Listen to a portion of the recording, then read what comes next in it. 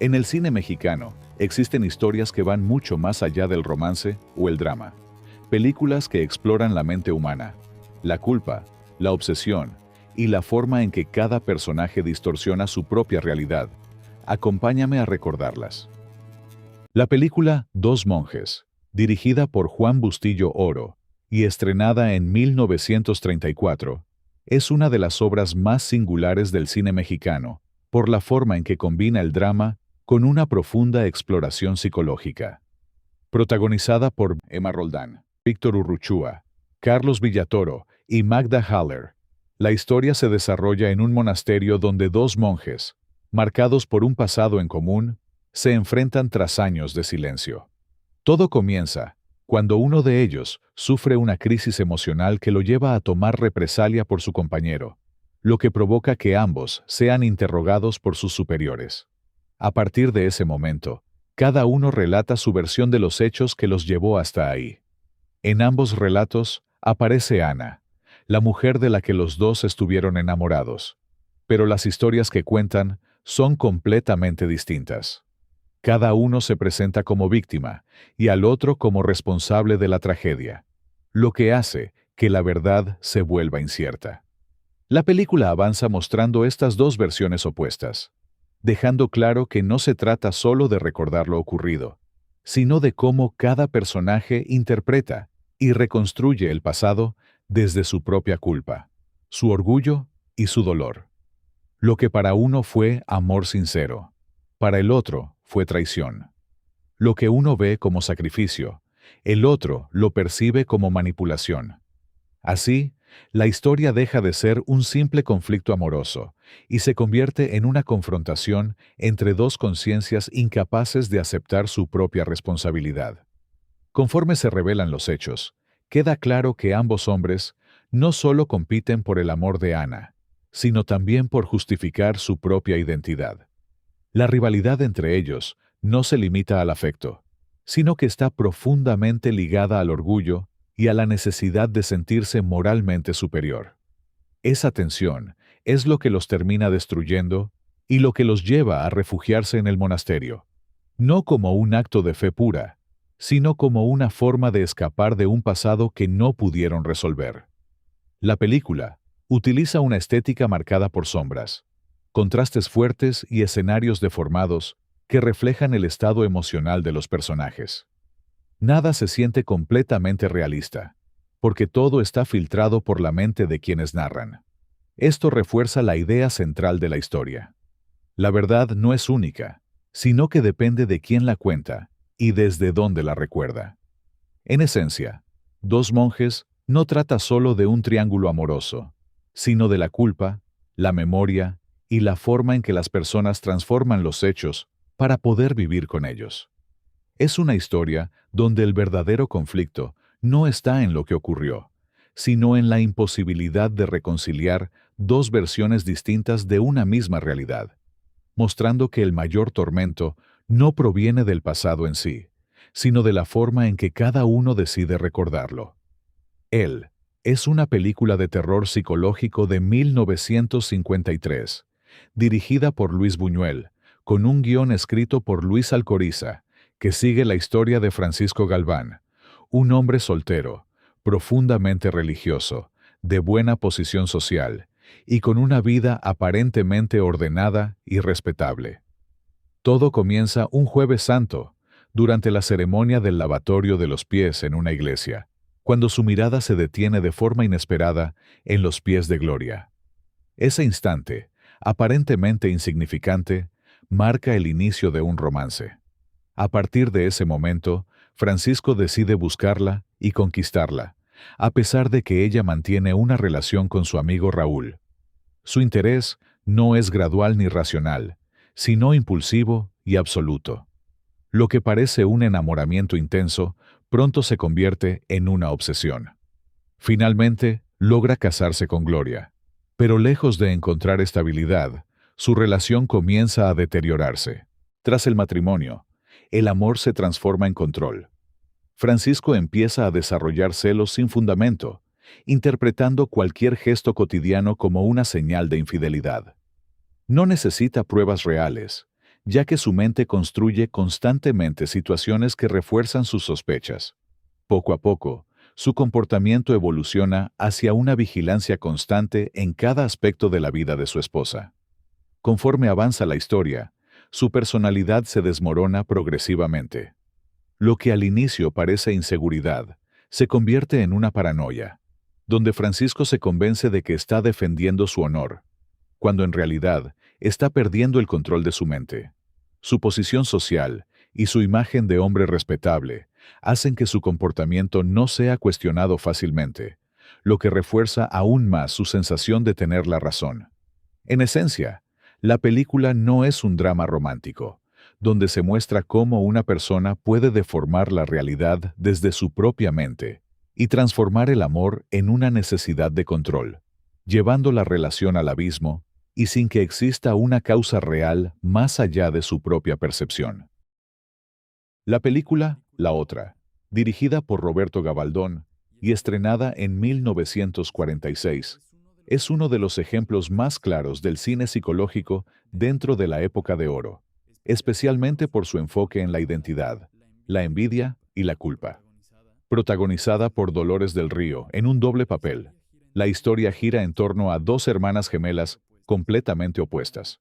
Una rica, elegante y privilegiada, y otra pobre, resentida y marcada por la frustración. La película sigue a María y Magdalena, dos hermanas gemelas cuyas vidas tomaron caminos opuestos. María es pobre, trabaja como manicurista y vive marcada por la frustración, mientras Magdalena se casó con un hombre rico y, al enviudar, hereda una gran fortuna. Pero el punto clave es que ese hombre, Roberto González, había sido antes el novio de María y no de Magdalena. Es decir, María no solo ve en su hermana a una mujer más rica, sino también a la que terminó quedándose con la vida que ella sentía que le pertenecía, incluyendo al hombre que amaba. Ese resentimiento acumulado es lo que empuja a María a asesinar a Magdalena para suplantarla y quedarse con su lugar. Sin embargo, cuando María asume la identidad de su hermana, descubre que no heredó solo dinero y lujo. También hereda una vida llena de secretos, entre ellos, la relación clandestina de Magdalena con Fernando y las consecuencias de haber provocado el fallecimiento de Roberto, en el que Magdalena había estado implicada. Así, lo que parecía una oportunidad para escapar de la pobreza se convierte en una trampa, porque María empieza a quedar atrapada entre la culpa, el miedo y una red de sospechas que no le pertenecían originalmente, pero que ahora la arrastran también a ella. La película, En la palma de tu mano, dirigida por Roberto Gabaldón y producida por Raúl de Anda, fue estrenada en 1951 y se centra en la historia de Karim, un falso clarividente que vive de engañar a personas adineradas aprovechando sus miedos e inseguridades. La película no es solo una historia de engaños. A diferencia de otras películas de la época, aquí el protagonista no comienza como víctima, sino como alguien que controla a los demás. Desde el inicio, la película plantea una idea clave. Las personas no buscan la verdad, buscan consuelo, y eso es lo que él vende. Todo cambia cuando aparece Ada Romano. Ella representa algo distinto a las demás víctimas. No es ingenua, es ambiciosa y peligrosa. A diferencia de Karim, que manipula desde la palabra, Ada actúa directamente sobre la realidad. Este encuentro rompe el equilibrio de la historia, porque por primera vez el manipulador se enfrenta a alguien que también juega el mismo juego, pero con consecuencias reales. A partir de ahí, la película se convierte en una lucha de control. Karim cree que puede dominar la situación mediante el chantaje, pero poco a poco pierde esa ventaja. Lo más interesante es que su caída no es inmediata, sino progresiva. Empieza a involucrarse más de lo que debería, cruza límites que antes no cruzaba y termina atrapado en la misma red de mentiras que él mismo construía para otros. Uno de los temas centrales es la ilusión del control. Karim cree que entiende a las personas y que puede anticiparse a sus acciones, pero la película demuestra que nadie puede controlar completamente a otro, especialmente cuando entran en juego la ambición y el miedo. En ese sentido, el personaje pasa de ser un observador a convertirse en parte del problema. También hay una transformación moral importante. Aunque comienza como un estafador sin escrúpulos, conforme avanza la historia, empieza a mostrar conflicto interno. Ya no se trata solo de dinero o manipulación, sino de decisiones que implican más allá de la propia vida. Esa evolución lo acerca más a un personaje trágico que a un simple villano. Otro punto clave es la relación con Clara. Ella representa la conciencia, la parte humana que todavía intenta frenar la caída de Karim. A través de ella, la película introduce la idea de que siempre existe la posibilidad de detenerse, pero también muestra lo difícil que es hacerlo cuando alguien ya está involucrado en un camino peligroso. En conjunto, la película plantea que el verdadero riesgo no está en engañar a otros, sino en creer que uno está por encima de las consecuencias. Karim no cae porque alguien lo traicione únicamente, sino porque su ambición lo lleva a cruzar una línea de la que ya no puede regresar. La película, El hombre sin rostro, dirigida por Juan Bustillo Oro y estrenada en 1950, es una de las obras más inquietantes del cine psicológico mexicano. Protagonizada por Arturo de Córdoba, junto a Carmen Molina y Miguel Ángel Ferriz, la película mezcla el cine policíaco con un profundo análisis de la mente humana. La historia sigue al doctor Juan Carlos Lozano, un médico legista que participa en la investigación por desaparición de mujeres. En apariencia, se trata de un caso más dentro de su trabajo, pero pronto comienza a experimentar algo extraño. Pesadillas recurrentes en las que aparece una fea figura, un hombre sin rostro que lo acecha y que parece estar ligado a las desapariciones. Conforme avanza la investigación, Juan Carlos empieza a sentirse cada vez más inestable. La angustia, la confusión y una sensación de pérdida de control comienzan a dominarlo, por lo que decide acudir a su amigo, el psiquiatra Eugenio Britell, en busca de una explicación. Sin embargo, lo que parecía un problema pasajero se transforma en algo mucho más profundo cuando, durante las sesiones de análisis, empiezan a surgir recuerdos reprimidos de su pasado. Estos recuerdos revelan una vida emocional marcada por el conflicto, especialmente en su relación con su madre y en un amor frustrado representado por Ana María. No son solo memorias, sino emociones que quedaron reprimidas y que ahora emergen de forma distorsionada. A medida que el psiquiatra profundiza en su mente, comienza a notar que las pesadillas, los impulsos y los asesinatos no son elementos separados, sino partes de una misma fractura psicológica. La investigación deja entonces de ser únicamente policial y se convierte en algo personal. Juan Carlos ya no solo intenta descubrir al asesino, sino entender qué le está ocurriendo a él mismo. Poco a poco, la línea entre el perseguidor y el criminal se desvanece hasta revelar la verdad. El hombre sin rostro no es un extraño, sino una manifestación de su propia mente. Durante el día, Juan Carlos es un hombre racional, respetado y comprometido con la justicia. Pero en su inconsciente habita una identidad reprimida que emerge sin que él lo sepa. Esta dualidad lo convierte en un personaje trágico, atrapado entre su conciencia y sus impulsos más oscuros. En esencia, la película no trata solo de resolver un crimen, sino de entender cómo se origina. La violencia no aparece como algo externo, sino como el resultado de una mente fragmentada por los conflictos emocionales. El hombre sin rostro simboliza precisamente eso, la parte oculta del ser humano que, al no ser reconocida, termina manifestándose de la forma más destructiva. La película Crepúsculo, dirigida por Julio Bracho y estrenada en 1945, es una de las obras más complejas y refinadas cuando se trata de explorar el conflicto interior de sus personajes. Protagonizada por Arturo de Córdoba, junto a Gloria Marín, la película se construye como un drama profundamente psicológico, que gira alrededor de la obsesión, la culpa y las cuestiones morales. La historia del doctor Alejandro Mangino, un cirujano prestigioso cuya vida aparentemente estable se ve alterada justo antes de emprender un viaje a Europa, cuando ve a su exnovia Lucía posando en una clase de arte. Ese encuentro reaviva en él una pasión que creía superada, pero al regresar descubre que Lucía ahora está casada con Ricardo, su mejor amigo. A partir de ese momento, Alejandro intenta alejarse, consciente de que cualquier acercamiento implicaría una traición. Pero su lucha es en vano. Lucía lo seduce y da inicio a una relación clandestina. Este conflicto se intensifica con la presencia de Cristina, la hermana menor de Lucía, quien también está enamorada de Alejandro, creando una red emocional aún más compleja. Lo que podría parecer un simple triángulo amoroso se convierte en un conflicto psicológico profundo, donde el protagonista se encuentra dividido entre el deseo, la culpa y la lealtad.